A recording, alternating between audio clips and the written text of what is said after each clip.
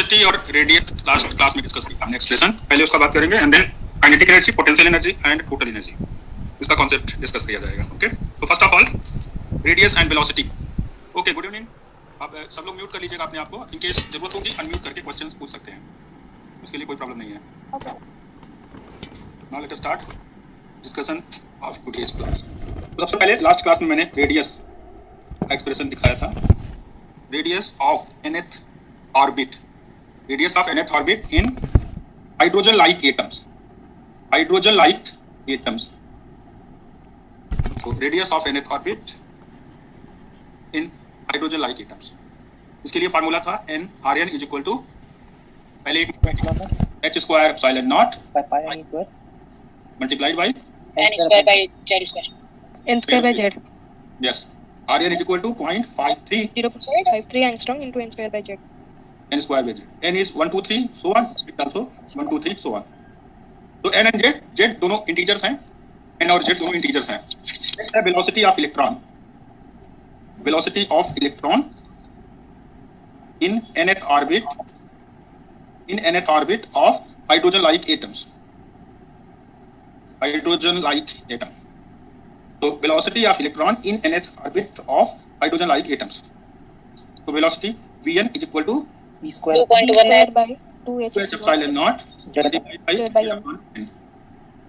तो डिपेंडेंसी याद रखना पड़ेगा, z न्यूमरेटर में है या डिनोमिनेटर में है, स्क्वायर की क्यूब है, अब और प्रिंसिपल क्वांटम नंबर की फार्मूले में, ये सब याद रखना पड़ेगा आपको। कोई भी क्वेश्चन इस तरह से आपसे पूछा जा सकता है। तो this is velocity, formula of velocity of electron. तो इसके न्यूमेरिकल वैल्यू के लिए फार्मूला हो जाता है 2.18 into 10 to the power 6 metre per second multiplied by z bye.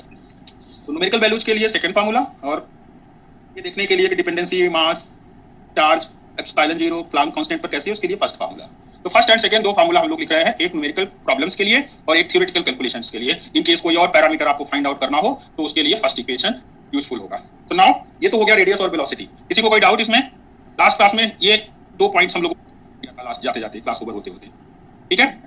Sir last first class, excuse me sir, last class कब हुई थी? क्योंकि मैं पहली बार इस क्लास में ज्वाइन हो रहा हूं। अभी recent 3 days back I think, मुझे लग रहा है 3 दिन हो गया होगा लगभग 3 डेज। अच्छा, तो सर इसका वीडियो मिल सकता है? वीडियो आपको ऐप पर मिलेगा, आप एडमिशन लेते एप्लीकेशन ऐप जब होगा तो ऐप पर आपको लॉगिन आईडी लिखना होगा, यूज करेंगे उस पीडीएफ फाइल इस लेक्चर का, एंड देन वीडियोस भी अवेलेबल होंगे जो प्रीवियस लेक्चर्स हुए हैं। अगर आपने क्लास नहीं किया है तो उसका वीडियो वहां पर अवेलेबल होगा, आप उसको देखकर अपना नोट बना सकते हैं, नोट्स बना सकते हैं, ठीक है। ठीक है, thank you. Okay, so now radius and velocity, these are two equations depending on n and z value. First orbit n equal to 1, second 2, third orbit के लिए n की वैल्यू 3। इसी तरह से हाइड्रोजन एटम के लिए z1 हाइड्रोजन हो जाए, चाहे वो ड्यूटेरियम हो ट्राइटियम हो, z की वैल्यू तो 1 हो जाएगी, and then n principal quantum number first orbit second orbit अलग अलग एटम्स के लिए हो जाएगा। Helium plus ion, lithium 2 plus ion, तो इसके लिए z की वैल्यू 2 और 3 हो जाएगी, जो कि आप लोग एटॉमिक नंबर जानते हो डिफरेंट एलिमेंट्स का, अगर हम लोग पीरियोडिक टेबल से कंसीडर करें। लेकिन मस्ट है यहाँ पर हाइड्रोजन लाइक उसको बना देना, मतलब सिंगल इलेक्ट्रॉन वहां अवेलेबल होना चाहिए। अदर इलेक्ट्रॉन्स आयोनाइज करके आप किसी भी पर्टिकुलर एटम को, किसी भी एटम को आप 1 इलेक्ट्रॉन सिस्टम बना सकते हो, सिंगल इलेक्ट्रॉन सिस्टम बना सकते हो, ठीक है। सो नाउ नेक्स्ट है kinetic energy of, kinetic energy of electron, kinetic energy of electron in nth orbit. तो जैसा कि आप पहले भी डिस्कस कर चुके हैं, बोर एटॉमिक मॉडल जस्ट एक क्लासिकल मॉडल है, ये क्वांटम मैकेनिकल मॉडल नहीं है, इसलिए यहाँ पर कोई श्रोडिंगर इक्वेशन जैसा कॉन्सेप्ट नहीं आएगा। तो काइनेटिक एनर्जी का जो एक्सप्रेशन होगा that will be half mv square, आप जानते हैं हाफ mvn स्क्वायर हो जाएगा, okay. Half m is mass of electron, vn is e square upon 2h epsilon not multiplied by z over n square, ठीक है। यहाँ पर z अपॉन n वेरिएबल है, e square by 2h epsilon not ये constant है।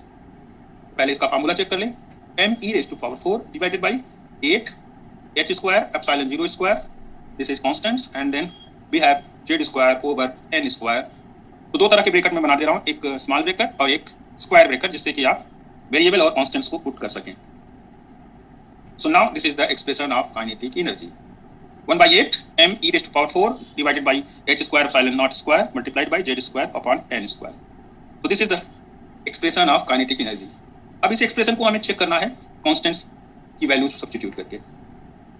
Since m e raised to power 4 m e raised to power 4 divided by 8 h square epsilon 0 square, is equal to m is 9.109 10 raised to power 1.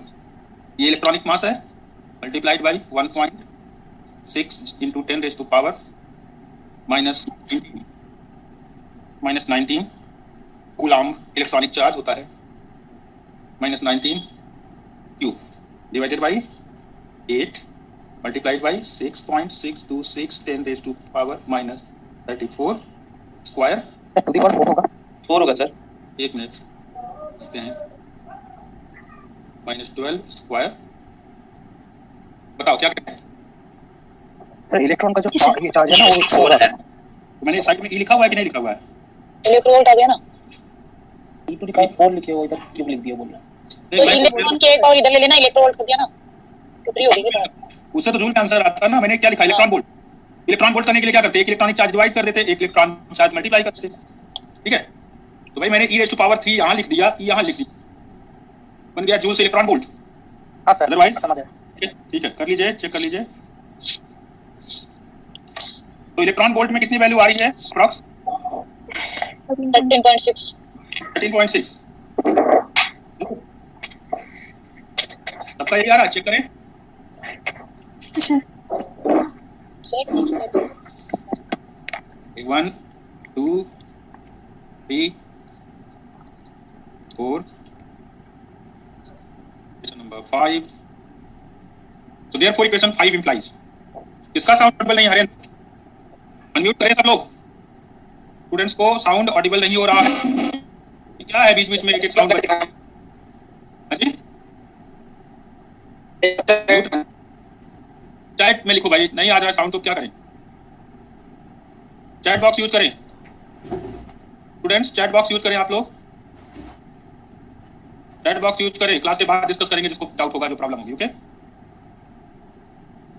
So this is 13.6 electron volt therefore equation 5 implies kinetic energy कोई बात नहीं अब कोई नहीं आ रहा मैंने mute किया हुआ है आफ्टर क्लास जिसको डिस्कशन करना होगा वो लोग डिस्कस करेंगे अरे वी आ जाता है भाई इलेक्ट्रॉनिक चार्ज से मल्टीप्लाई करने पर डिवाइड करने पर इलेक्ट्रॉन वोल्ट आ जाता है कन्वर्जन आपको सीखना पड़ेगा z square by n square this is the kinetic energy conversion सीखिए जूल से इलेक्ट्रॉन वोल्ट में कन्वर्ट करने के लिए आपको only electronic charge multiply divide करना पड़ता है ओके सो ये तो हुआ काइनेटिक एनर्जी एक्सप्रेशन इतने कांस्टेंट्स की वैल्यूज हैं उनको एक बार आप खुद से अपने लेवल से ट्राई करके देख लेना कि क्या वो कांस्टेंट्स एग्जैक्टली उतने ही आ रहे हैं जो मैंने लिखा हुआ है या कुछ मिस्टेक है कुछ एरर है टोटल एनर्जी ये काइनेटिक एनर्जी है this is just kinetic energy nothing else only kinetic energy है ये now next one is potential energy so this is equation number 6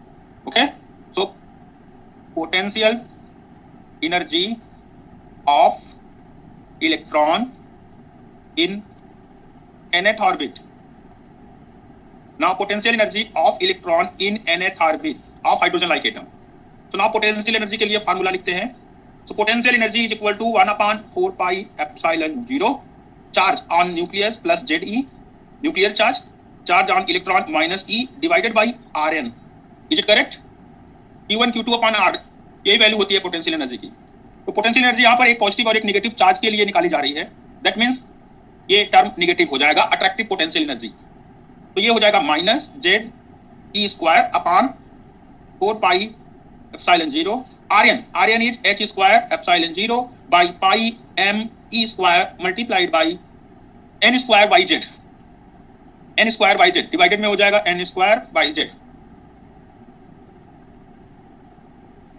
okay so this is the radius की value put कर दिया है Rn का value h square epsilon naught by pi m e square into n square by z so now this term becomes pi cancel m e raised to power 4 m हो गया e raised to power 2 e raised to power 4 हो जाएगा divided by 4 h square epsilon not square into z square upon n square, okay, z square by n square हो जाएगा। सो this is the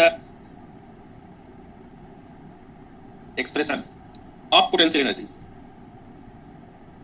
so this is the expression of potential energy. इसमें आपको -1/4 आ रहा है, तो मैं माइनस टर्म को बाहर लेकर के और सबको ब्रैकेट में डालता हूं कांस्टेंट्स के लिए। तो this is equation number 7। This is equation number 7। Now next one is equation number 8। बनाने के पहले कांस्टेंट्स चेक कर लेते हैं। What are the values of constants? Now since m(e⁴ divided by 4h² epsilon 0 square, m(e⁴ divided by 4h² epsilon 0 square is equal to m(e⁴ divided by 4h² epsilon 0 square, m 9.109 into 10⁻31। This is mass of electron multiplied by 1.60 10⁻⁻19 Q divided by 4 into h means 6.626 into 10⁻⁻34 square and multiplied by 8.86 10⁻⁻12 square electron volt. ये हो गया potential energy expression, okay, ये हो गया potential energy expression electron volt में। So this will be equal to +27। अरे भाई कितनी बार मैं बता दूं कि पावर 3 क्यों होगा जब मैं इलेक्ट्रॉन एक अलग से यहाँ राइट में लिख लिया हूं। तो आप खुद से अपने करिए, मेरे कैलकुलेशन में ध्यान मत दीजिए, अपना कैलकुलेशन खुद से करिए। पावर 4 है कि 3 है, क्या करने वाले हैं आप अपने से कर लीजिए, ठीक है। therefore इक्वेशन 7 implies, क्या इंप्लाई करेगा? Potential energy is equal to -27.2 electron volt multiplied by z square over n square. So this is the expression of potential energy, expression of potential energy of electron in n orbit of hydrogen like atom. This is equation number 8। This is equation number 8, okay.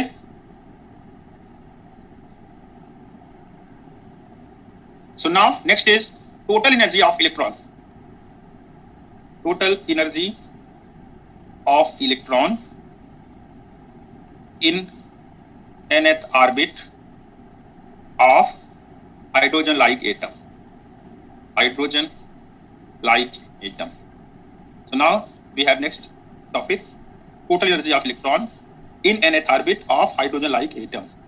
So now this total energy is En is equal to kinetic energy plus potential energy, and this expression plus m(e⁴ divided by 8h square epsilon naught square into z square over n square minus m(e⁴ divided by 4h square epsilon 0 square into z square over n square,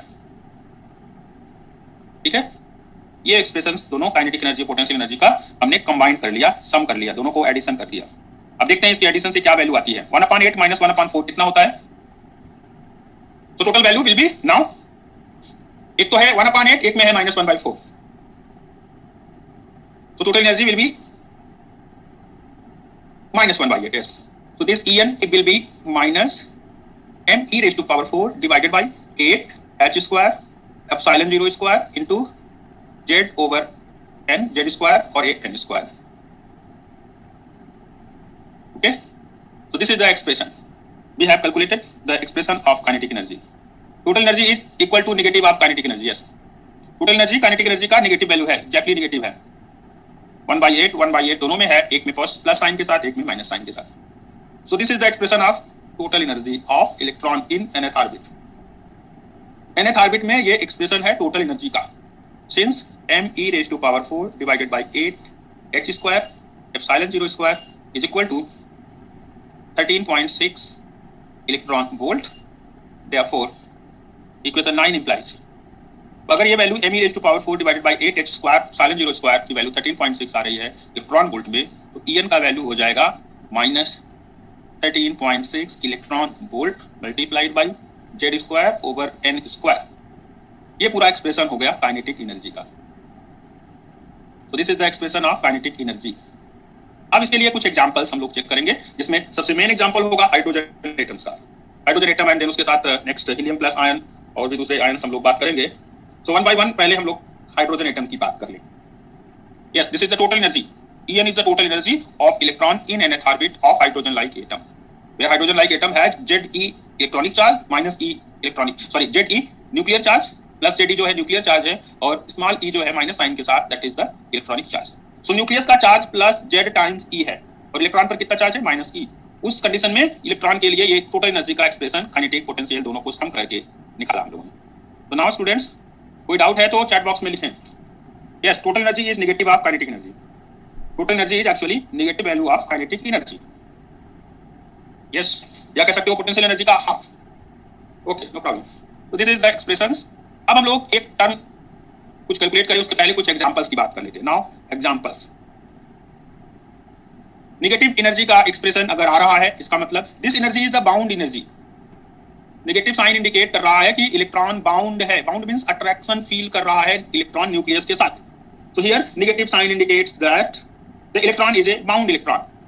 Electron is a bound electron. Electron बंधा हुआ है इसके साथ, nucleus के साथ electron बंधा हुआ है, या कह सकते हो अट्रैक्शन में है।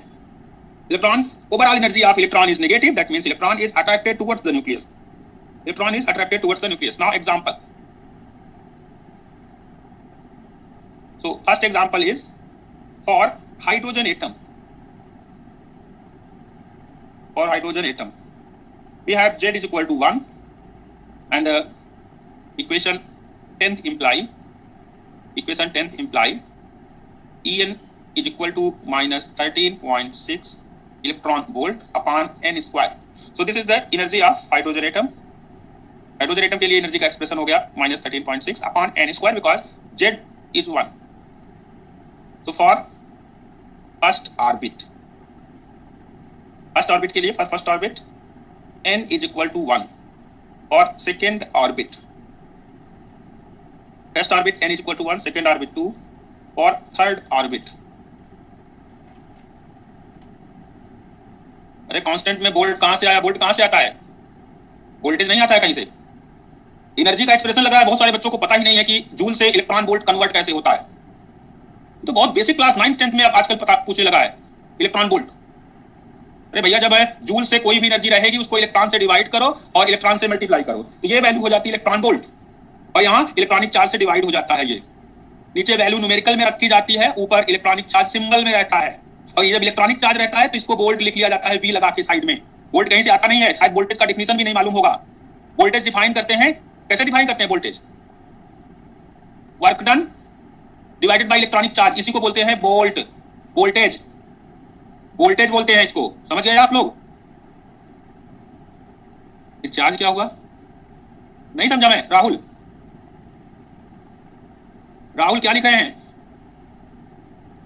एक्चुअली इलेक्ट्रॉन वोल्ट में लिखना ज्यादा आंसर्स के लिए इजी रहता है। एटॉमिक फिजिक्स में चलिए मैं यही कर लेता हूं फिर।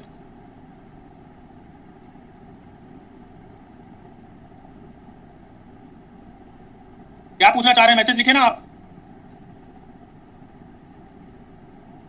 नहीं, मैं ये बोल रहा हूं कि अगर आप मैसेज लिख देंगे तो ज्यादा बेटर रहेगा। ऐसे 6 मंथ में आप नेट की तैयारी नहीं कर पाएंगे। ऐसे छोटी छोटी बातों में अगर आपको बाद में पूछ लीजिए। मुझे लगता है 80% से ज्यादा बच्चे इलेक्ट्रॉन वोल्ट कन्वर्जन जानते हैं।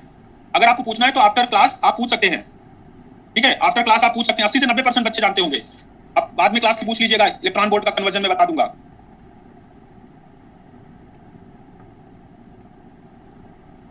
चलिए, for first orbit n is equal to 1, second orbit n is equal to 2। मैं जान रहा हूं भाई, मुझे पता है, लेकिन अब 6 मंथ में नेट की तैयारी हम लोग कैसे करेंगे? ऐसे जानता हूं मैं, मेरा तो यही सिलेबस ही देख देख करके हम लोगों का पता चलता है कि कितना अभी बाकी रहता है, कितना शुरू हुआ है। स्लो स्पीड से चलने पर नहीं हो पाता इतना फास्ट। चलिए देखेंगे। तो माइनस 13.6 इलेक्ट्रॉन वोल्ट, दूसरा वैल्यू आ जाएगा माइनस 3.4 इलेक्ट्रॉन वोल्ट, E3 का वैल्यू आ जाएगा माइनस 1.51 इलेक्ट्रॉन वोल्ट। कोई बात नहीं, जाने दो। जो लिख रहा है सो लिख रहा है, जिसको डाउट होगा क्लास के बाद डिस्कस करें प्लीज, मैं एक एक पॉइंट सब क्लियर कर दूंगा, लेकिन कुछ पढ़ा तो लेने दो कम से कम। तो E1 E2 E3 ये तीन एनर्जी वैल्यूज हम लोगों ने लिखा है, तीनों चेक कर लीजिए कि ये तीनों करेक्ट है या इनकरेक्ट है।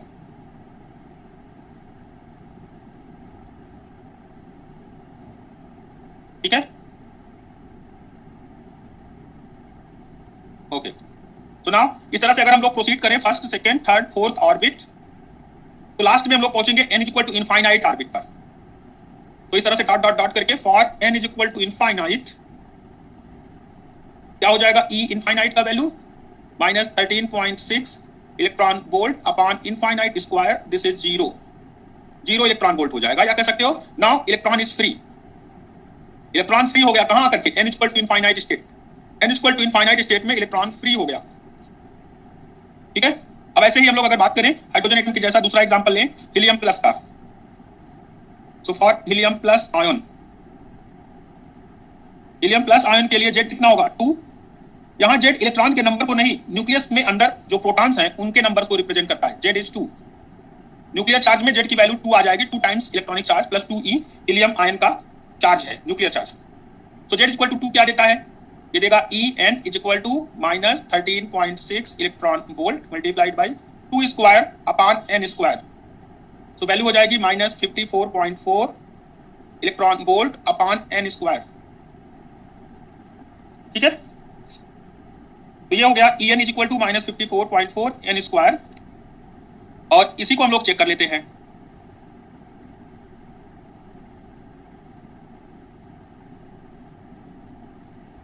ये एनर्जी का एक्सप्रेशन हो गया, जैसे यहां पे लिखा था हमने कि हाइड्रोजन के लिए 13.6 -13.6 divided by n square electron volt, यहां पर हो गया -54.4 n square divided by n square electron volt. ठीक है, so now for first orbit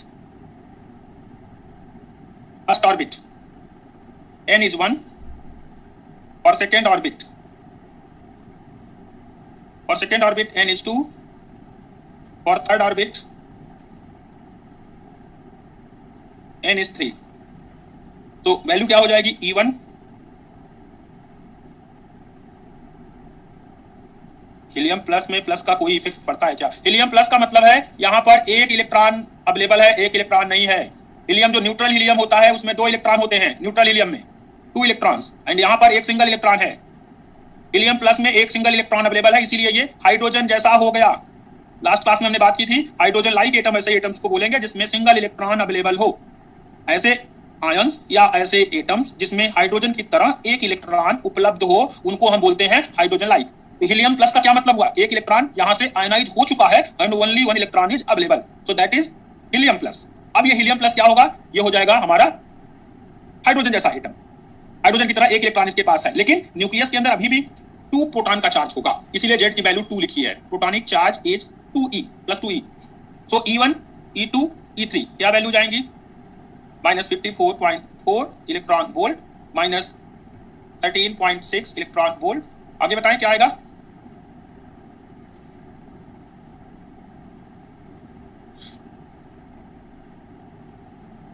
.04, very good, 6.04. So these are 3 orbits and their energies. So these are the energies of 3 orbits. इसमें भी अगर n equal to infinite पहुंचेंगे तो वो energy 0 हो जाएगी। तो अगर हम लोग पहली ऑर्बिट की नाम की बात करें, फर्स्ट ऑर्बिट, तो हाइड्रोजन लाइक एटम्स में पहले ऑर्बिट को बोलते हैं बोर ऑर्बिट। बोर ऑर्बिट किसको बोलेंगे, first orbit of hydrogen like atom is known as Bohr orbit. तो जहां भी पहली ऑर्बिट n इक्वल टू 1 देखेंगे हम लोग बोलेंगे दैट इज बोर ऑर्बिट।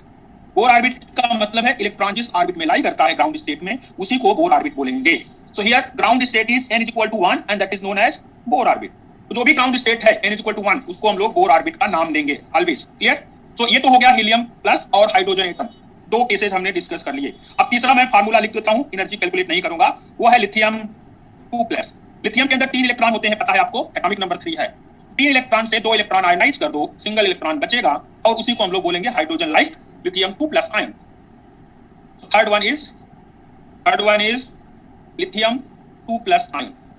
2+ का मतलब है 2 इलेक्ट्रॉन आयनाइज हो गया, 2 इलेक्ट्रॉन इसने डोनेट कर दिया, आयनाइज कर दिया। So this Z is equal to 3। Nuclear charge अभी भी उतना है, ओनली इलेक्ट्रॉन आयनाइज किया गया है, okay. So now Z equal to 2 के साथ पहले कर लिए, Z इक्वल टू 3 हो गया, n is equal to minus 13.6 electron volt multiplied by 3 square, yes, 3 square upon n square. So this is minus 122.4 electron volt upon n square. This is the value of En. En का expression यहाँ पर ये मिल गया हमें. Fourth equation है lithium के बाद next आता है बेरिलियम. बेरिलियम में 4 इलेक्ट्रॉन होते हैं, 3 इलेक्ट्रॉन आयनाइज कर दिया तो सिंगल इलेक्ट्रॉन सिस्टम बन गया. ये 4 इलेक्ट्रॉन बेरिलियम के हैं, 3 इलेक्ट्रॉन आयनाइज करने के बाद ये बन जाएगा single electron system, hydrogen like atom जैसा. यहाँ पर भी मैं डबल प्लस लिख देता हूँ, सिंबल क्लियर रहेगा, 2 इलेक्ट्रॉन आयनाइज होना.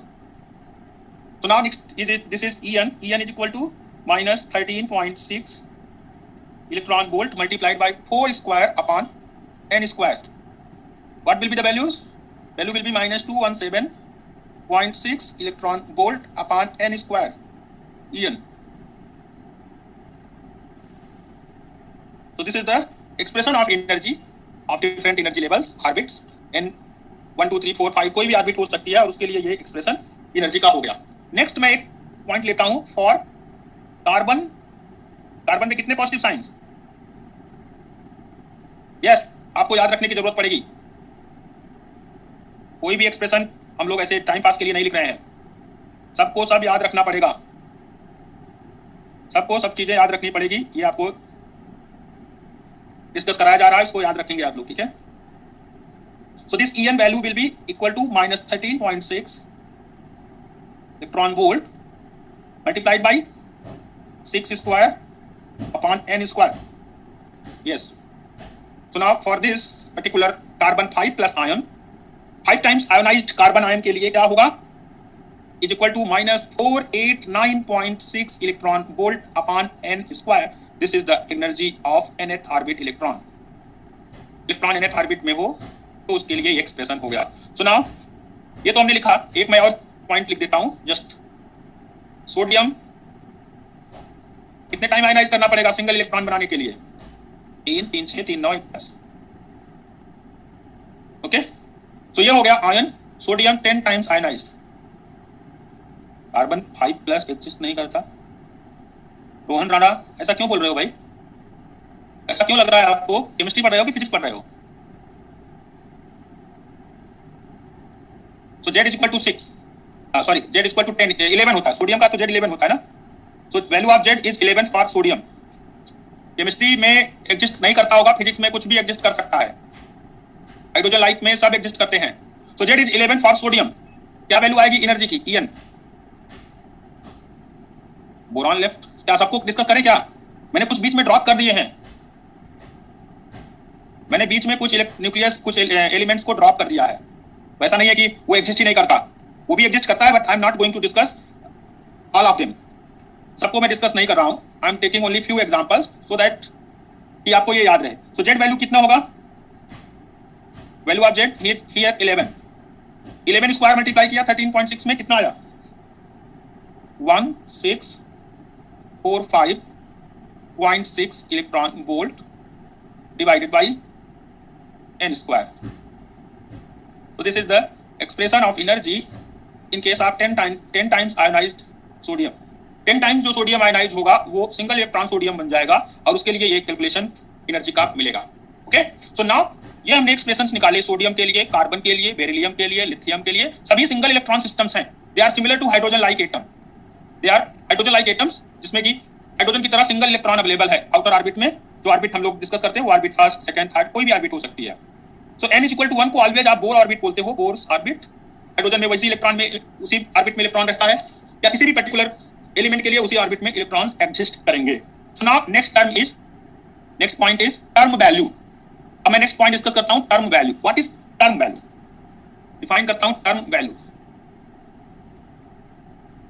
अरे उसके z से z-1 निकाल दीजिए. 10 है तो 9 इलेक्ट्रॉन निकाल दीजिए, सिंगल इलेक्ट्रॉन बचेगा. एटॉमिक नंबर ध्यान रखना पड़ेगा. सुमित ने निकाल. सर कैसे पता चलेगा कौन से एटम पर कितना चार्ज होगा, फिर वो सिंगल आयनाइज होगा? सिंगल आयनाइज है, सिंगल इलेक्ट्रॉनिक सिस्टम बनाना है. तो अगर Z की वैल्यू 10 है तो आप 9 इलेक्ट्रॉन आयनाइज कर दीजिए. तो एलिमेंट का सिंबल 9 टाइम्स प्लस 3 3 6 और 7 8 9. तो ये सिंगल इलेक्ट्रॉन सिस्टम बन गया क्योंकि Z इसका 10 है. हाइड्रोजन की जैसा बनाने का मतलब है हाइड्रोजन के अंदर सिंगल इलेक्ट्रॉन होता है, किसी भी एलिमेंट को सिंगल इलेक्ट्रॉन बचे रहने तक आयनाइज करिए. तो अगर 10 इलेक्ट्रॉन है तो 9 को आयनाइज कर दिया, अब बचा कितना? Single electron. 9 इलेक्ट्रॉन आयनाइज करने का मतलब है इलेक्ट्रॉन जैसे डोनेट करता था कोई एलिमेंट तो उस पर पॉजिटिव साइन आ जाता था, वो पॉजिटिव आयन हो जाता था। तो यहाँ सोडियम, जैसे हमने लिखा सोडियम का जेड होता है 11, तो इसको 10 टाइम्स आयनाइज किया, 10 टाइम्स आयनाइज्ड, देन क्या होगा? Single electron remain, single electron remains. जब सिंगल इलेक्ट्रॉन बचेगा तब उसको हम लोग हाइड्रोजन की तरह ट्रीट कर सकते हैं। ओके, सो ये हम लोग किसी भी पर्टिकुलर एटम, अगर मान लो हम यूरेनियम की बात करें, यूरेनियम का जेड कितना होता है? यूरेनियम का जेड 92, यस। तो जेड की वैल्यू यूरेनियम के केस में 92 होगी, तो हमें मुझे 91 इलेक्ट्रॉन्स आयनाइज करना पड़ेगा। यूरेनियम 92 होता है जेड का वैल्यू, तो 91 इलेक्ट्रॉन्स मुझे आयनाइज करना है, 92 - 1, यस। तो 91 इलेक्ट्रॉन्स आयनाइज करने के बाद आप सिंगल इलेक्ट्रॉन सिस्टम बना लोगे। किसको? यूरेनियम। यूरेनियम का 92 इलेक्ट्रॉन में से एक इलेक्ट्रॉन तभी बचेगा जब 91 इलेक्ट्रॉन्स, 91 इलेक्ट्रॉन्स आयनाइज हो जाएं। उसके लिए बहुत देर तक आपको एक एक इलेक्ट्रॉन आयनाइज करना पड़ेगा और ये सिस्टम बहुत टाइम टेकिंग हो जाएगा, ठीक है। तो इसलिए बहुत हैवी एलिमेंट के लिए हम लोग ये वैल्यूज को इतना करेक्टली नहीं निकाल सकते। तो जैसा कि हम लोग देख भी रहे हैं, जो हमारा थ्योरी है that is only for hydrogen like atoms. Hydrogen atom के लिए Z-1 इलेक्ट्रॉन्स आयनाइज करना पड़ेगा, हाइड्रोजन लाइक एटम्स के लिए, ठीक है। तो Z-1 इलेक्ट्रॉन्स आयनाइज करना पड़ेगा, 1 इलेक्ट्रॉन बचेगा, उसी को देखकर उसका कैलकुलेशन बोर एटॉमिक मॉडल से कर सकते हैं। So now term value, now we are going to define term values. So the energy values of the energy values of the various orbits, various energy levels are orbits. The energy values of various energy levels, oh sorry, energy दो बार लिख दिया, various energy levels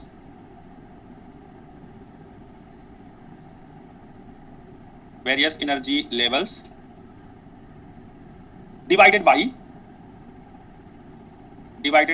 minus HC are called term values। Energy को आप minus HC से divide कर दीजिए, value आ जाएगी term value of the energy levels and they are represented by TN। They are represented by TN। Okay, so TN होता है term value for nth energy level। T suffix n represents term value of nth energy level। तो term value क्या हो गया? हमने बोला term value TN is equal to energy of nth orbit En divided by HC। तो हमने बोला कि एक माइनस साइन यहाँ लगाना पड़ेगा, माइनस HC डिवाइड करना पड़ेगा। So you are dividing energy by HC minus HC so that ये टर्म नंबर में आ जाए, मतलब पॉजिटिव नंबर आ जाए, पॉजिटिव क्वांटिटी आ जाए। तो माइनस HC डिवाइडेड है EN है, EN का वैल्यू क्या था? Minus me⁴ divided by 8h² epsilon 0 square. This is 1 bracket multiplied by z² over n square, okay, and multiplied by 1/HC। अब आपने यहाँ पर अगर मैं चाहूँ तो जैसा क्वेश्चन में ये टॉपिक में लिखा हुआ है कि डिवाइडेड में मैं माइनस HC लिख देता हूं, माइनस अलग से वैसे ना लिखते, EN अपॉन माइनस HC, जो कि थ्योरी में भी लिखा है। अरे फिजिकल सिग्निफिकेंस कंप्लीट तो होने दो भाई, आप लोग बीच में ही पूछने लगते हैं सिग्निफिकेंस क्या है। जितने सिग्निफिकेंस पढ़ लोगे 6 मंथ में कि उतने सिग्निफिकेंस याद भी नहीं कर पाओगे, सब आएगा धीरे धीरे। कंप्लीट नहीं कर दिया है मैंने, अभी बस डेरिवेशन शुरू किया है, थोड़ा पेशेंस रखो, पेशेंस, ठीक है। मैं सारी चीजें ना समझाऊं ना एक्सप्लेन करूं तो बताना। डाउट आपके पास, डाउट सेक्शन है, डाउट के लिए मैं आधा घंटा 1 घंटा जो बैठना चाहते हो बात करूंगा मैं, थोड़ा पेशेंस रखिए आप लोग, सारा डिस्कस होगा, कोर्स बहुत लंबा है। सो EN अपॉन HC से डिवाइड कर दिया, माइनस HC से, तो HC से डिवाइड कर दिया एनर्जी को। आप खुद से भी देखिए, एनर्जी को अगर HC से डिवाइड कर देंगे तो कौन सा यूनिट बनेगा? ये क्या यूनिट देगा? ये Rohan, energy divided by H और C क्या यूनिट बनेगा? ये आप बताएं, या कोई भी बता सकता है? No unit. Why not unitless? ये कहां से एक ही मैसेज 2 स्टूडेंट टाइप कर रहे हैं। एनर्जी अगर H और C से डिवाइड कर दोगे तो क्या आएगा? Metre inverse. Very good Rahul Chaudhary, correct, per metre. उल्टा हो जाएगा वेवलेंथ का, यस, लेंथ इनवर्स होगा। अब यूनिट अभी हम यूनिट के अकॉर्डिंग इसका फिजिकली एक्सप्लेन करता हूं मैं, कैसे एक्सप्लेन होगा, मींस पर मीटर, सॉरी, ओके ओके, कोई बात नहीं, मीटर इनवर्स, एंगस्ट्रॉम इनवर्स, जो भी आप कहते हैं दैट इज करेक्ट। तो ये आप देखें कि अब ये वैल्यू क्या बनेगी? माइनस माइनस प्लस हो गया, तो plus me⁴ divided by 8h³ epsilon 0 square C। and multiplied by z square over n square. Okay, so this is the term value of nth energy level. Actually, this term value represents 1 upon wavelength. Since E is equal to hc upon lambda, that means 1 upon lambda is equal to E upon hc. अब यहाँ energy negative था, इसीलिए hc के साथ negative रखना पड़ा. इसी को हम लोग वेव नंबर बोलते हैं. Wave number 1 upon lambda is represented is known as wave number. इसको हम लोग बोलते हैं wave number. Wave number represent करते हैं nu bar n is equal to 1 upon lambda is equal to E upon hc. तो वेव नंबर कभी आपने सुना होगा टर्म, तो रिलेट कर पाएंगे. What is wave number? Number of wavelengths, complete wavelengths in 1 metre wave. ठीक है, तो ये 1 upon lambda क्या है? What is 1 upon lambda? तो अगर लैम्डा को डिफाइन करते हैं, लैम्डा हम लोग एक इस पॉइंट से लेकर इस पॉइंट तक को लैम्डा कहते हैं. तो अगर ये पूरा का पूरा 1 मीटर का वेव ले लिया जाए, 1 मीटर वेव यहां तक मान लो है, तो 1 मीटर वेव के अंदर वेवलेंथ कितनी बार आया? 2 बार आ गया, फिर आ गया. तो इस तरह से जितनी बार वेवलेंथ आएगा 1 मीटर के वेव में, उसको बोलते हैं वेव नंबर. जैसे हम लोग फ्रीक्वेंसी कैसे डिफाइन करते थे? फ्रीक्वेंसी कहते थे 1 upon t, या t इज इक्वल टू बोलते थे 1 upon फ्रीक्वेंसी. तो ऐसे ही लैम्डा का इनवर्स निकाल रहे हो, तो फ्रीक्वेंसी के लिए क्या बोलते थे? 1 सेकंड में कितनी बार मतलब कितनी बार वो ऑसिलेट कर रहा है. तो फ्रीक्वेंसी को हम लोग डिफाइन करते थे टाइम पीरियड के टर्म में. यहाँ वेवलेंथ के टर्म में वेव नंबर डिफाइन करते हैं, और वेव नंबर क्या है? 1 upon lambda. तो वेवलेंथ 1 मीटर पर मीटर, इसीलिए इसका यूनिट हो रहा है पर मीटर. तो 1 मीटर में वेवलेंथ कितनी बार शामिल है? वेवलेंथ लैम्डा कितनी बार शामिल है? तो अगर 5 मीटर इनवर्स आ रहा है, इसका मतलब 5 टाइम्स वेवलेंथ 1 मीटर के वेव में शामिल होगा. 1 मीटर का पूरा वेव लिया जाए तो उसके अंदर वेवलेंथ लैम्डा 5 टाइम्स आएगा. इसी को हम लोग बोलते हैं wave number. Number of waves, number of wavelengths in the 1 metre wave. ठीक है, इसका यूनिट होता है मीटर इनवर्स, और यही फिजिकल सिग्निफिकेंस है वेव नंबर, या कह सकते हो E upon hc का, टर्म वैल्यू का. तो टर्म वैल्यू का फिजिकल सिग्निफिकेंस आपने डिस्कस किया. 1 मीटर की पूरी वेव अगर ले लिया जाए, तो जैसे हम लोग बोलते हैं कि वेव नंबर की वैल्यू आ रही है. वेव नंबर क्या है? ये आ रहा है 1 upon 5 अगर आ गया, 5 मीटर इनवर्स. 5 मीटर इनवर्स का मतलब है 1 upon lambda की जो वैल्यू है वो 5 आ रही है. तो आप क्या कहेंगे कि 1 upon lambda is 5. 1 upon lambda की वैल्यू क्या आ गई? 5. तो लैम्डा कितना हुआ? 0.2 ही हुआ ना. 0.2 इसका मतलब है कि 1 मीटर का जो वेवलेंथ था उसमें 0.2 टोटल कितना हुआ? 1 वेवलेंथ, 2 वेवलेंथ, 3, 4, 5. तो ये 0.2 के वेवलेंथ कितनी बार शामिल है? 5 बार. 5 बार 0.2 वेवलेंथ शामिल है. यही तो फिजिकल मीनिंग हुआ 1 upon lambda का. चलिए इसको जितनी बार, yes, same as wave number. We call term value as the wave number, but wave number अभी इतना यूजफुल नहीं होगा. मॉलिक्यूलर स्पेक्ट्रोस्कोपी पूरा वेव नंबर पर बेस्ड होगा. चलिए आगे हम लोग बात करेंगे अपना डिस्कशन फर्दर, जो इसमें और टॉपिक्स हैं. टर्म वैल्यू हमने डिफाइन किया एनर्जी के एक्सप्रेशन के साथ, H और C डिवाइड कर दिया, लेकिन नेगेटिव साइन था, इसलिए नेगेटिव को पॉजिटिव बनाना था. हमने HC के साथ एक नेगेटिव सिंबल एक्स्ट्रा साथ में इंट्रोड्यूस कर दिया, जिससे नेगेटिव पॉजिटिव हो जाए, और वेव नंबर रहे. नंबर हमेशा पॉजिटिव में बोलते हैं ना हम लोग, इसीलिए नंबर को पॉजिटिव बनाना था. हमने HC के साथ एक नेगेटिव लगा लिया, क्योंकि ऑलरेडी नेगेटिव में एनर्जी मिल रही थी. अब ये वेव नंबर नेगेटिव हो गया. Now since me raised to power 4 divided by 8 h cube epsilon 0 square c, what is this? ये कौन सा कांस्टेंट है? कोई जानता है कौन सा कांस्टेंट है ये? Yes, Rydberg constant. This is r infinite known as Rydberg constant. This is known as Rydberg constant. So therefore term value En is equal to r infinite multiplied by z square over n square. Okay, so this is the term value expression for the hydrogen like atoms. It is given in the units of meter inverse, centimeter inverse, जिसके में भी आप लिखना चाहते हो. So value of r infinite की अगर बात करें तो होता है the value of r infinite is, मैं लिखता हूं इसको अगले लाइन में. So value of r infinite is metre inverse में 1.09737 10⁻⁷ metre inverse, where r infinite is equal to 1.09737 10⁻⁷ meter inverse. Okay, so now binding energy वगैरह लिख लेते हैं हम लोग. चलिए अब हम लोग डिस्कस करते हैं थोड़ा बाइंडिंग एनर्जी. nth ऑर्डर के लिए नहीं है, nth ऑर्बिट है, ये nth एनर्जी लेवल है. तो Tn की value T1 T2 T3 T4 n की वैल्यू 1 2 3 4 रखते जाएं, निकालते जाएं, जितनी एनर्जी वैल्यूज उतने टर्म वैल्यूज। ओके ओके, करा दिया जाएगा। न्यूमेरिकल अभी कुछ आया नहीं है, वो सब अंडर ग्रेजुएट लेवल के क्वेश्चन अभी मिलेंगे। अभी जो पिछले टॉपिक से इतना क्वेश्चन आया नहीं है नेट में, उससे नेट क्वेश्चन कराने लगे, कराएंगे क्वेश्चंस, डोंट वरी। ये रिडबर्ग का फार्मूला आता है R infinite Rydberg constant z square by n square, आएगा धीरे धीरे, हम लोग अभी प्रोसीड कर रहे हैं। Okay, so now next one, next topic, next point is what is the binding energy. अगर मैं बात करूं बाइंडिंग एनर्जी क्या है, बाइंडिंग एनर्जी क्या होता है, व्हाट इज बाइंडिंग एनर्जी, और या कह सकते हैं आयनाइजेशन एनर्जी। सो उसके लिए एक एनर्जी लेवल डायग्राम, अच्छा ये कुछ क्वेश्चंस है मेरे पास, चलिए क्वेश्चंस है मेरे पास, क्वेश्चन डिस्कस कर देता हूं। अभी एक स्टूडेंट ने मैसेज पे डाला है। So the velocity of electron, velocity of electron in ground state of hydrogen atom क्या होता है बताएं, ground state of hydrogen atom. ये थोड़ा डिस्कशन मैं अभी वेलोसिटी पर करके एक फाइन स्ट्रक्चर कांस्टेंट डिस्कस करना है, देन आगे हम लोग बात करेंगे। So velocity of electron in ground state of hydrogen atom, this is v1 is equal to e square upon 2h epsilon not into z over n। so e square upon 2h epsilon not into 1 upon 1 for ground state n is 1 and hydrogen atom के लिए भी z की value 1 होती है। so this value is 2.18 10 raised to power 6 metre per second.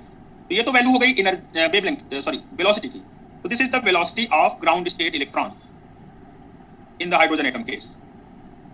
So now speed of light क्या होगा, since velocity of light, speed of light और velocity of light c is equal to 3 into 10 raised to power 8 metre per second and therefore c upon v कितना होगा, c upon v 3 into 10 raised to power 8 divided by 2.18 10 raised to power 6, both are in units metre per second. कितना answer आएगा इसका, c by v ratio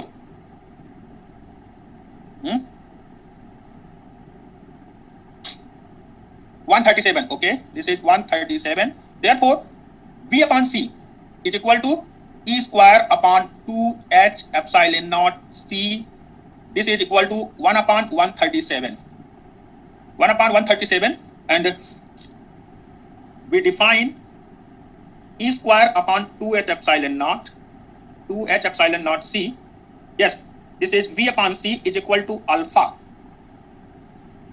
We define e square upon 2h epsilon naught c is equal to alpha, fine structure constant, this is known as fine structure constant. तो ये alpha जो है ये fine structure constant बोला जाता है। इसको आगे के किसी लेक्चर में हम लोग जरूर डिस्कस करेंगे बहुत डिटेल में। तो अभी जस्ट ये नाम जानिए कि जो वेलोसिटी ऑफ लाइट है, स्पीड ऑफ लाइट है, उसको वेलोसिटी ऑफ इलेक्ट्रॉन से अगर डिवाइड कर दें तो ये एक कांस्टेंट मिलता है अल्फा, अल्फा मिलता है जिसको बोलते हैं हम लोग fine structure constant, where alpha is equal to 1 upon 137। ये fine structure constant fine structure splitting को एक्सप्लेन करने में यूज होगा। आगे हम लोग fine structure splitting, spin orbit interaction, hyperfine structure, ये सब कुछ डिस्कस करेंगे। उसमें इसी कांस्टेंट के थ्रू कैलकुलेशन को इजी किया जाएगा, इजीली कैलकुलेट करेंगे फाइन स्ट्रक्चर स्प्लिटिंग को। तो this is known as fine structure constant alpha. तो अगर आपसे पूछता है कि v1 और c का मल्टीप्लिकेशन क्या होगा, तो therefore v1 upon c is equal to alpha, v1 is equal to c alpha. तो ये अल्फा क्या है, where alpha is fine structure constant. अभी बस इतना जाने रहिए कि फाइन स्ट्रक्चर स्प्लिटिंग को एक्सप्लेन करने के लिए अल्फा कांस्टेंट यूज करूंगा मैं।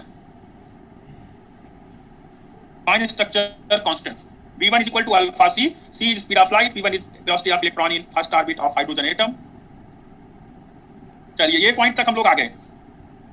तो नाउ कुछ प्रॉब्लम्स देखता हूं मैं। क्वेश्चन नंबर 24 ये असाइनमेंट 1 में है, मैंने लास्ट टाइम इसका क्वेश्चन आपको सेंड किया था फॉर होमवर्क प्रैक्टिस के लिए।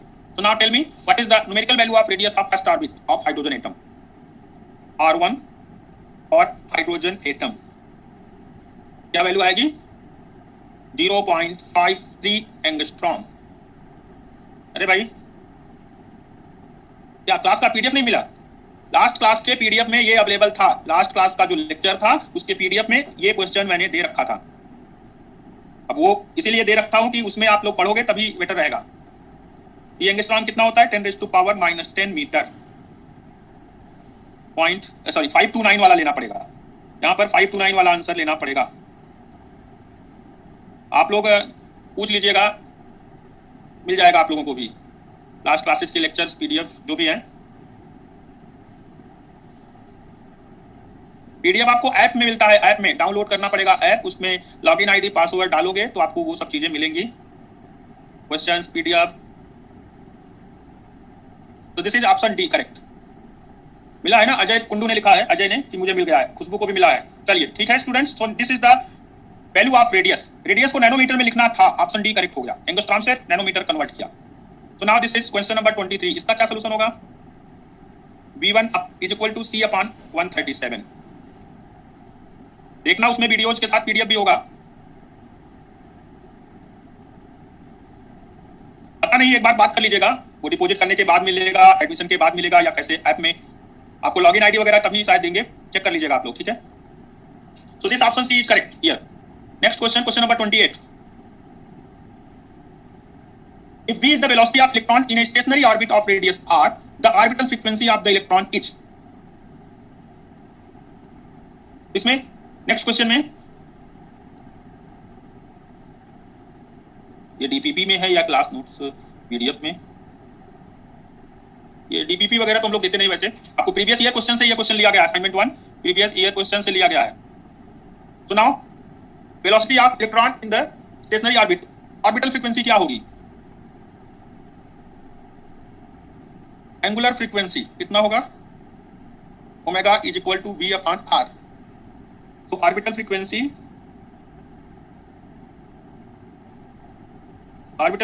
f is equal to omega upon 2 pi is equal to v upon 2 pi r। Option A correct, yes, v by 2 pi r। तो आप वेलोसिटी और रेडियस के कैलकुलेशन से एंगुलर वेलोसिटी और फ्रीक्वेंसी भी calculate कर सकते हैं। You can calculate angular velocity and orbital frequency both by using velocity and radius, जो कि ऑलरेडी डिस्कस किया गया है। तो वेलोसिटी और रेडियस के यूज से आप ये कैलकुलेशंस परफॉर्म कर सकते हैं। Orbital frequency, angular frequency, they are all related. So next question number 15, JEST 2012। Consider the Bohr model of hydrogen atom. Alpha is fine structure constant, then velocity of electron alpha c। Alpha is fine structure constant. तो जेस्ट में भी ये question इस तरह से पूछा गया है। तो अल्फा के टर्म में, सी के टर्म में आपको फर्स्ट ऑर्बिट के वेलोसिटी का, इलेक्ट्रॉन की वेलोसिटी का एक्सप्रेशन उससे रिलेट हो जाता है। चलिए अब कुछ और डिस्कस करते हैं हम लोग। तो हमारे पास अब है एक्सप्रेशन। अगर मैं एनर्जी लेवल डायग्राम ड्रा करना चाहूं, energy level diagram of hydrogen atom, hydrogen atom का ground state energy, first excited state energy, ये सब कुछ यहाँ एक्सप्लेन करना है। तो मैंने कुछ इस तरह से इमेज एक बना लिया। n is equal to 1, this is ground state. n is equal to 2, this is first excited state, first excited state. Then next one is second excited state, this is n is equal to 3, n is equal to 4, this is third excited state, third excited state, then fourth excited state।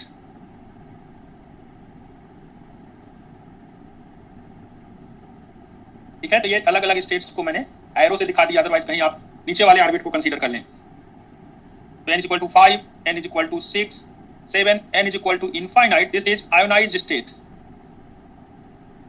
Ionised state, अगर hydrogen atom की बात करें तो hydrogen atom का single electron ionize state में चला जाएगा, मतलब हाइड्रोजन एटम आयनाइज हो जाएगा अगर आयनाइजेशन एनर्जी प्रोवाइड कर दी जाए। तो देखते हैं इसकी वैल्यूज क्या है। E1 is equal to -13.6,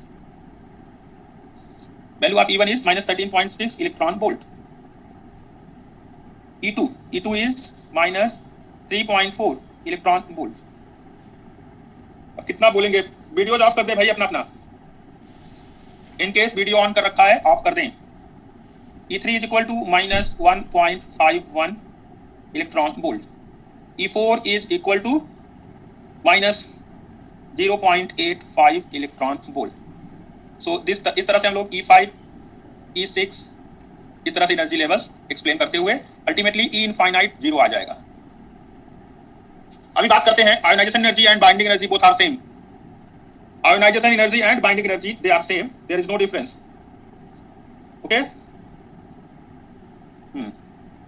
ionisation energy और बाइंडिंग एनर्जी दोनों एक ही है, there is no difference at all. तो अब देखते हैं बाइंडिंग एनर्जी मैं एक्सप्लेन करता हूं।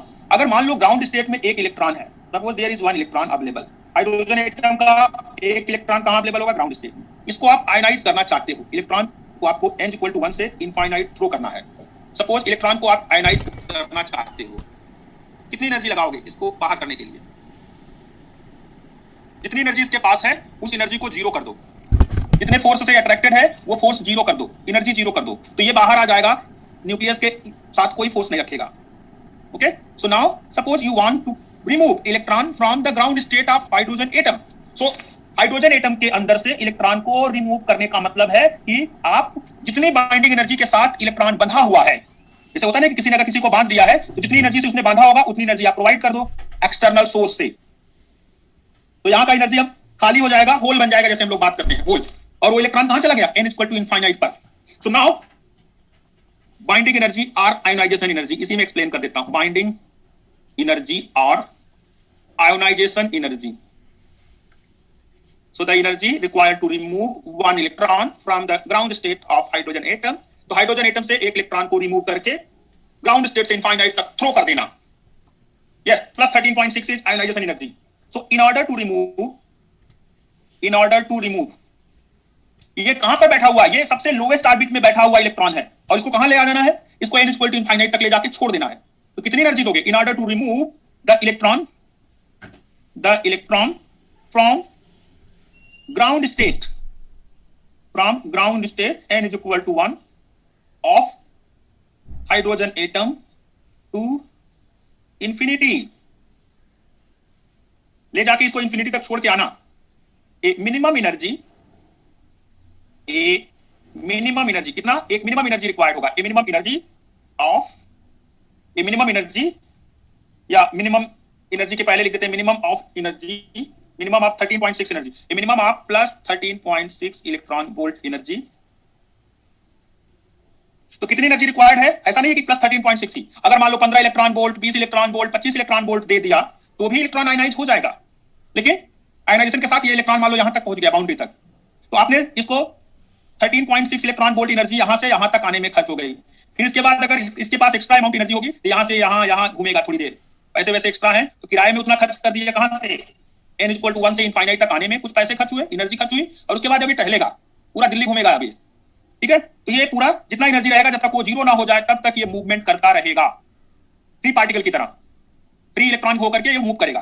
तो इसलिए हम लोग यहां बात करते हैं कि what is the total energy required? That is minimum of 13.6 electron volt energy. तो मिनिमम एनर्जी 13.6 रिक्वायर्ड है। ए minimum of 13.6 electron volt energy is required. Thus 13.6 is the binding energy of hydrogen atom. ठीक है, thus 13 plus 13.6 electron volt energy is the energy, binding energy word लिख लिया है तो binding energy of the hydrogen atom,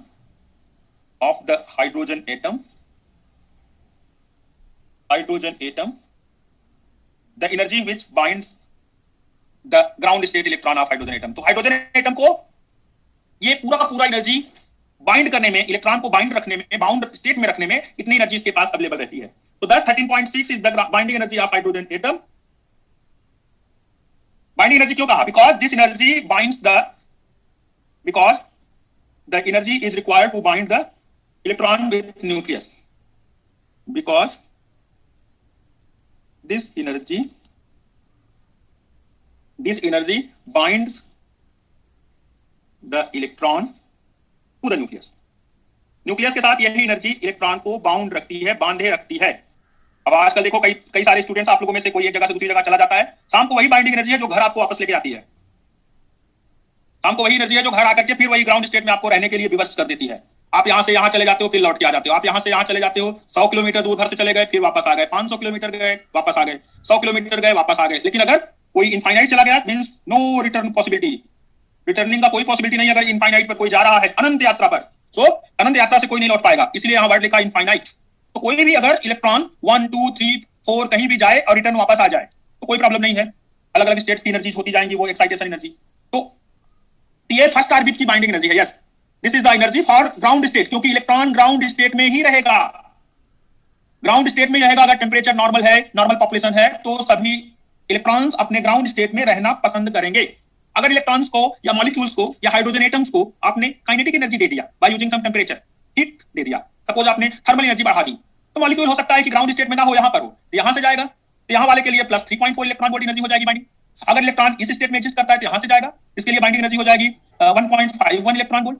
तो जिस state में available रहेगा वहां से इनफाइनाइट तक जाने में कितना एनर्जी लगेगा उसको, उसी को बाइंडिंग एनर्जी बोलते हैं। ठीक है, जैसे कुछ स्टूडेंट्स बैठे हुए हैं, मान लो आपको मैं एक्सप्लेन करूं, अब तो क्लास ओवर होने जा रहा है, तो मान लो यहां पर है, यहां पर है, अलग अलग ऑर्बिट्स हैं इलेक्ट्रॉन की, तो यहां से निकलना थोड़ा डिफिकल्ट होता है, यहां से थोड़ा आसान, यहां से और आसान, यहां से और आसान। तो देखा होगा जो क्लासरूम में टीचर के पास वाली टेबल पे बैठते हैं स्टूडेंट्स, उन स्टूडेंट्स को निकलना, बाहर जाना मुश्किल होता है, लेकिन जो सबसे बाद वाली रो में बैठा रहता है वो तुरंत गेट के आसपास रहता है, तुरंत भाग जाता है, उसका कंसंट्रेशन कम रहता है क्योंकि उसको एनर्जी कम लग रही है बाइंडिंग। ठीक है, तो ये अक्सर होता है कि जो ऑर्बिट जितनी दूर रहेगी न्यूक्लियस से उसके ऊपर उतना ही ज्यादा कंसंट्रेशन या उतना ही ज्यादा एनर्जी नहीं रहेगा, तो वो निकल के भाग सकता है, निकल के कम एनर्जी के साथ ही वो आयनाइज हो सकता है। तो जो इलेक्ट्रॉन जितना दूर रहेगा वो उतना ही कम एनर्जी, उतना ही कम बाइंडिंग एनर्जी रखेगा। होता है ना कि जैसे मान लो इंडिया में रहने वाले लोग अब अगर मान लो यूएसए चले गए, तो यूएसए का डिस्टेंस तो अमेरिका का डिस्टेंस कम से कम 8-10 हजार किलोमीटर होगा, 8-10 हजार किलोमीटर। ठीक है, तो इतने किलोमीटर वाले को क्या बोलोगे, बोलोगे भैया इनफाइनाइट पे रहते हो आप तो मेरे से 7 समंदर पार। तो आप कहते हैं कि इनफाइनाइट पे means there is no interaction. आजकल मोबाइल का जमाना आ गया, अलग बात है, अदरवाइज पहले तो इंटरेक्शन ही नहीं हो सकता।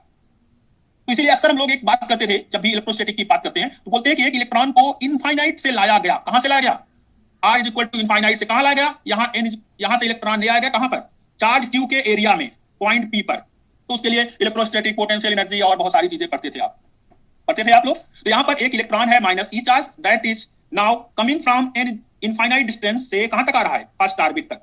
तो ये हो गई इसकी बाइंडिंग। आप गए अपने घर से निकले, जाकर बैठ गए कहां पर, ऑर्बिट में, फिर ऑर्बिट से आपको निकालना था, निकल के चले गए, फिर आप n equal to distance n equal to infinite या डिस्टेंस इनफाइनाइट पर चले गए। तो इस तरह का प्रोसेस आप ही अपने साथ भी फील करते हो। कोई बाइंडिंग एनर्जी ही है जो हम लोग क्लास में एक साथ इंटरेक्ट करते हैं, बंधे रहते हैं, और थोड़ी देर बाद क्लास ओवर हो गई, आप सब फ्री, सारे स्टूडेंट्स फ्री इलेक्ट्रॉन हो गए। अब वो फ्री है, फिर बाद में क्लास शुरू होता है, फिर बाइंडिंग हो जाती है। अगर क्लासरूम में देखो तो आपको अलग अलग ऑर्बिट में स्टूडेंट्स भी दिखेंगे बैठे हुए, और जो ऑर्बिट जितना नियरेस्ट रहेगा, न्यूक्लियस मतलब टीचर को आप न्यूक्लियस मान सकते हो, means sir which binds electron to the nucleus. Yes, electron को न्यूक्लियस से बांधे रखने वाली एनर्जी बाइंडिंग एनर्जी है, और उसकी वैल्यू ऑलवेज पॉजिटिव लेंगे। सो अभी आपको निकालना हो the binding energy of electron in ground state, तो क्या करेंगे हम लोग, EB is equal to E infinite minus E1, infinite 0 minus 13.6 electron volt, so this will be plus 13.6 electron volt. Now tell me the binding energy of electron in ground state of, ये तो hydrogen था, helium plus के लिए, the binding energy of electron in ground state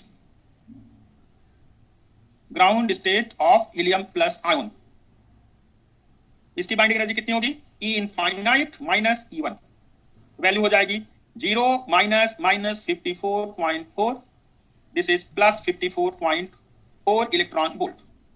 ठीक है, इस तरह से हम लोग हीलियम प्लस का भी निकाल सकते हैं, लिथियम 2 प्लस का निकाल सकते हैं उसके लिए भी। तो ग्राउंड स्टेट की वैल्यू को आपको जस्ट पॉजिटिव बना देना है, वही आंसर आ जाएगा। So now let us see the binding energy of electron in ground state of lithium 2 plus ion. क्या होगा, EB is equal to E infinite minus E1, this will be 0 minus 122.4, तो value आ जाएगी plus 122.4 electron volt. ठीक है, तो binding उसको नहीं बोलते, उसको एक्साइटेशन एनर्जी बोलेंगे। अगर ग्राउंड स्टेट से थर्ड स्टेट में इलेक्ट्रॉन को शिफ्ट करना है तो वो बाइंडिंग नहीं है, that is just excitation energy. Yes, maximum time without, अगर ग्राउंड स्टेट नहीं लिखा हुआ है, कोई स्टेट का मेंशन नहीं किया है, तो आपको ग्राउंड स्टेट ही कंसीडर करना है बाय डिफॉल्ट। अगर आपसे बाइंडिंग एनर्जी पूछा गया तो आप अंडरस्टूड रहेगा कि ये ग्राउंड स्टेट के लिए ही बताना है। अदरवाइज किसी पर्टिकुलर स्टेट की बाइंडिंग एनर्जी बताने का मतलब है कि क्वेश्चन में उसका स्टेट मेंशन करेगा, किस स्टेट में इलेक्ट्रॉन है और किस स्टेट में हमें बाइंडिंग एनर्जी निकालना है वो मेंशन करना पड़ेगा। अगर ग्राउंड स्टेट है तो ग्राउंड स्टेट के लिए नहीं लिखते, क्वेश्चन में ये वर्ड मेंशन नहीं करेंगे कि ग्राउंड स्टेट की बाइंडिंग एनर्जी बताओ। Only binding energy means ground state binding energy, otherwise state mention करना मस्ट हो जाएगा। सो नाउ लेट अस सी, अब चेक करते हैं, टाइम तो हो गया लगभग। We have another class from 7 p.m. Okay, very good. Binding energy taken as positive value. It is attraction, not attraction energy. ये binding है। बाइंडिंग का मतलब है कितनी एनर्जी से बंधा हुआ है। अंडरस्टूड ऑलरेडी है कि ये बाइंडिंग होना का मतलब है कि ये एनर्जी, अगर अट्रैक्शन एनर्जी लिखेंगे तो निगेटिव रहेगा। ओके, तो बाइंडिंग एनर्जी में पहले ही वर्ड से क्लियर है कि बाइंडिंग का मतलब है अट्रैक्शन एनर्जी। तो यहां पर हम लोग बाइंडिंग एनर्जी में जस्ट मैग्नीट्यूड लिखते हैं। What is the magnitude of energy, उसी को बाइंडिंग एनर्जी बोलते हैं। जैसे मान लो कोई जेल के अंदर है, जेल के अंदर है, उसको आप अगर 100 जूल एनर्जी दे दो तो वो एनर्जी, वो जेल तोड़ करके बाहर आ सकता है। तो जेल तोड़ करके बाहर आने का मतलब है कि 100 जूल एनर्जी देने पर ही वो टूटेगा, तो उसकी बाइंडिंग एनर्जी हो गई एक तरह से। 100 से ज्यादा दे दोगे तो जरूर तोड़ देगा, ये तो श्योर है। तो मिनिमम अमाउंट एनर्जी जिससे वो इलेक्ट्रॉन बंधे होने पर, अपने बंधुआ जो मजदूरी कर रहा था वो बेचारा न्यूक्लियस के साथ, तो न्यूक्लियस के इफेक्ट को छोड़कर, न्यूक्लियस को तोड़कर, रिश्ता सारा खत्म करके वो आ जाएगा कहां, इनफाइनाइट पर। तो n इक्वल टू 1 से वो n इक्वल टू इनफाइनाइट तक चला गया। क्यों चला गया? क्योंकि अब उसके साथ बंधे रखना नहीं चाहता, ये कोई बाइंडिंग नहीं चाहता, वो उसके साथ डाइवोर्स लेके चला जाएगा, इलेक्ट्रॉन प्रोटॉन को छोड़ देगा, न्यूक्लियस को छोड़ देगा पीछे। ठीक है, तो इस तरह से ये प्रोसेस वैसा ही है जैसे हमारे अर्थ पर बहुत लोग डेथ हो जाता है किसी का, तो इनफाइनाइट पर चले जाते हैं विदाउट कोई हम लोग बात किए, कोई डिस्कशन किए, कोई इंटरेक्शन नहीं रह जाता फिर। सो न्यूक्लियस और इलेक्ट्रॉन के बीच में there is no interaction if electron 1 से लेकर इनफाइनाइट तक चला गया। अब इसका मतलब ये इलेक्ट्रॉन बाहर है, न्यूक्लियस इसको पकड़ नहीं सकता, न्यूक्लियस इसकी रेंज खत्म हो गई, न्यूक्लियस का चार्ज इस पर कोई फोर्स नहीं लगा सकता। अरे निगेटिव तो अट्रैक्शन एनर्जी में ऑलरेडी लिख रखा है भाई, अट्रैक्शन में ऑलरेडी लिख रखा है, ये जस्ट अमाउंट ऑफ एनर्जी है, जितनी सप्लाई दे दो तो वो फ्री हो जाए। न्यूक्लियस के इफेक्ट से फ्री करने के लिए कितनी एनर्जी की जरूरत पड़ेगी, बाहर से कितनी एनर्जी सप्लाई दोगे, उसको बोलते हैं बाइंडिंग एनर्जी। इसलिए यहां पर नेगेटिव सिंबल नहीं लगा रहे हैं, because this is just a magnitude, ये मैग्नीट्यूड है बस। एक्साइटेशन का मतलब है कि जैसे n इक्वल टू 1 से n इक्वल टू 2 ले गए, यहाँ -13.6, यहाँ है ये -3.4, तो कितनी एनर्जी एक्साइटेशन में लगेगी? ये एक्साइटेशन में ले जाने का मतलब है कि मान लो A1 से 2 तक जा रहा है, तो डेल्टा E कितना होगा, -3.4 -13.6, तो वैल्यू हो जाएगी 10.2। इसको बोलेंगे ग्राउंड स्टेट से फर्स्ट एक्साइटेड स्टेट में ले जाने वाली एनर्जी, फर्स्ट एक्साइटेशन पोटेंशियल। ये आपने पढ़ा भी होगा, फर्स्ट एक्साइटेशन एनर्जी है ग्राउंड स्टेट से फर्स्ट एक्साइटेड स्टेट में जो एनर्जी ले जाए।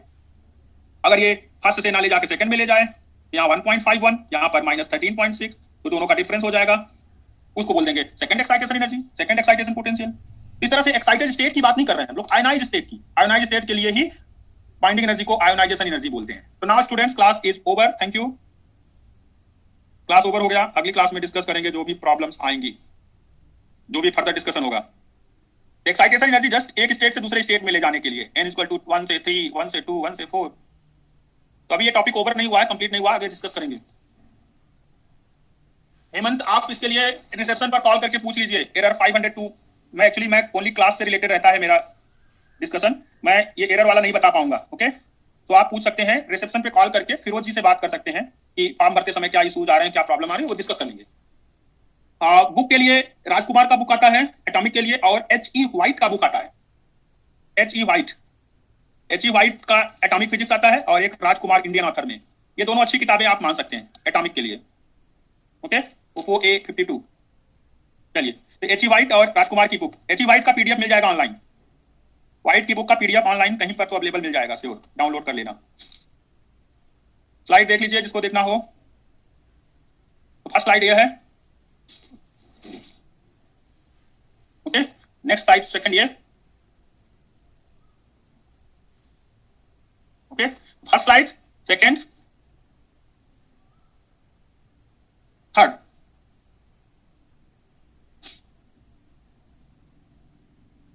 Fourth. So this is fourth slide. Fifth.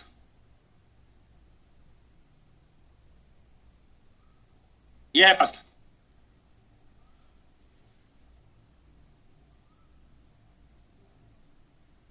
एक मिनट अनम्यूट कर लीजिए अपने आप को, बोलिए। सर एक क्वेश्चन था कि जैसे जो ग्राउंड स्टेट की बात करें अगर, तो जो हमारा एटम है हाइड्रोजन एटम, तो हमने उसके लिए इलेक्ट्रॉन इलेक्ट्रॉन की एनर्जी सेम रहेगी। मैं सुन नहीं पा रहा हूँ। अंकित कुमार शर्मा, हाँ जी, हाँ जी। आप ही बोल रहे हैं ना? ब्रिजेश, थोड़ा म्यूट कर ले अपने आप को। जिसको नहीं पूछना है वो बाद में पूछ लेंगे, अभी थोड़ी देर क्वेश्चन सुन ले क्या पूछ रहे हैं। हाँ जी बोलें। सर जैसे हमने हाइड्रोजन एटम में ग्राउंड स्टेट के लिए वेलोसिटी निकाली थी इलेक्ट्रॉन की, हाँ। तो वो सभी जितने भी एटम्स हैं तो उनके लिए ग्राउंड स्टेट की जो वेलोसिटी होगी सभी इलेक्ट्रॉन की वो सेम रहेगी। ग्राउंड स्टेट के फिर से एक बार बोलें। जैसे ग्राउंड स्टेट में हमने इलेक्ट्रॉन की जो वेलोसिटी निकाली है, जिससे अल्फा निकला था हमारा फाइन स्ट्रक्चर का कांस्टेंट, हाँ, तो जैसा अगर कोई और एटम हो तो ग्राउंड स्टेट के लिए जो वेलोसिटी ऑफ इलेक्ट्रॉन रहेगा सेम रहेगा इतना ही। क्यों रहेगा? एन की वैल्यू, जेड की वैल्यू चेंज नहीं होगा? हाँ जी। तो जेड 2 हो जाएगा, जेड की वैल्यू 2 3 4 तो चेंज होता जाएगा। तो उसके हिसाब से तो अल्फा भी चेंज होगा फिर, ये फाइन स्ट्रक्चर कांस्टेंट। अरे ये fine structure only hydrogen atom के लिए लिखा है, और के लिए नहीं। तो ये और एटम्स के लिए नहीं होगा सर? अरे भाई और के लिए क्यों करोगे? ये तो कांस्टेंट है ना, इसमें एन और जेड तो नहीं है ना? नहीं, जैसे हीलियम प्लस है तो हाइड्रोजन लाइक एटम होगा जैसे वो, हाँ, तो उसके लिए नहीं होने का ये फाइन स्ट्रक्चर कांस्टेंट। भाई फाइन स्ट्रक्चर कांस्टेंट हमें एक कांस्टेंट मिलता है, जैसे प्लांक कांस्टेंट है, रिडबर्ग कांस्टेंट है, वैसे ही एक फाइन स्ट्रक्चर कांस्टेंट। तो सिर्फ हाइड्रोजन के लिए है ये हाइड्रोजन के लिए बताया है, और इसका फार्मूला हो गया E²/2H∁0c। Z upon. बस इतना ही है। जेड और एन सिर्फ है, तो जेड और एन का जब यूज करोगे हाइड्रोजन के लिए, जेड और एन लिखोगे तो 1 1 लिखोगे, तो अल्फा की वैल्यू V और C के रेशियो के बराबर हो जाएगी। ठीक है, ओके ओके सर। दूसरा एलिमेंट रहेगा तो उसका 2 3 लिखोगे, तो उसमें ये वैल्यूज हो सकता है सेकंड ऑर्बिट थर्ड ऑर्बिट कहीं एक आध बराबर हो, नहीं बराबर हो, जेड और एन के साथ मल्टीप्लाई हो जाए। ये जस्ट एक कांस्टेंट डिफाइन कर रहे हैं हम लोग। इसका हाइड्रोजन एटम के साथ रिलेट कर दिया है, दूसरे के साथ रिलेट नहीं किया। रिलेट करना चाहो कर सकते हो, उसमें 2 3 4 कुछ मैग्नीट्यूड बढ़ जाएगा घट जाएगा, ऐसा कुछ। Okay okay, thank you sir. Okay ji. और देखिए स्टूडेंट्स, इसको अपना स्क्रीन लेना था, देख लीजिए।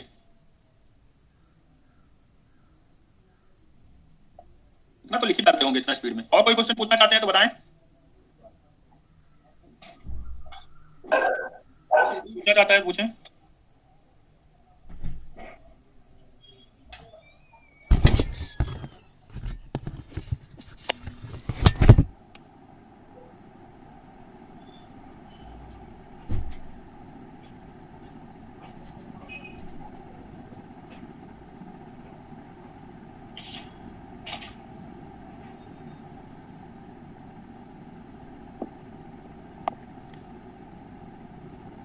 हाँ जी, किसी को पूछना है मैसेज करें, म्यूट अनम्यूट कुछ करना हो तो।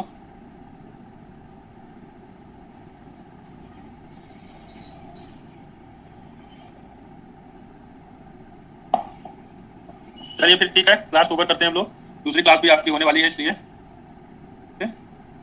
ना क्लास ओवर कर देता हूँ मैं ना। Thank you.